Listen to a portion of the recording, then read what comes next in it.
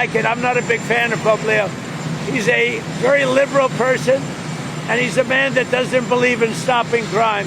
Rais wa Marekani Donald Trump amezuia mijadala mikubwa duniani baada ya kumshambulia vikali kiongozi wa kanisa Katoliki Papa Leo kwa maneno makali hadharani. Kupitia ujumbe wake kwenye mtandao wa Truth Social, Trump amemshutumu Papa Leo kuwa ni dhaifu dhidi ya uhalifu na mbaya katika sera za nje, akidai kuwa hafanyi kazi yake ipasavyo. Katika kauli nyingine, Trump amesema si shabiki wa papa huyo na kudai kuwa huenda alichaguliwa kwa sababu ni Mmarekani.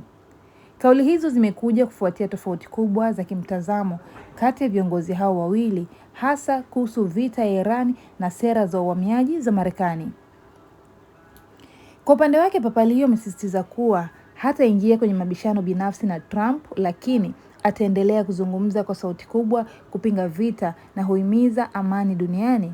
Akiwa njiani kuelekea Algeria katika ziara yake ya Afrika, Papa huyo ameeleza wazi kuwa tishio la kuangamiza ustaarabu wa Iran haikubaliki na inapaswa kukomeshwa.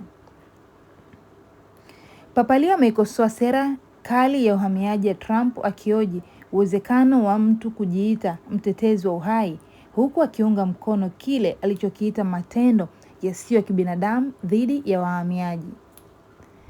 Wakati huo, kauli za Trump zimeibua ukosoaji mkali kutoka kwa Wakatoliki na wachambuzi wa masuala ya dini, huku baadhi wakisema ni nadra sana kwa kiongozi wa dunia kumshambulia papa kwa uwazi kiasi hicho.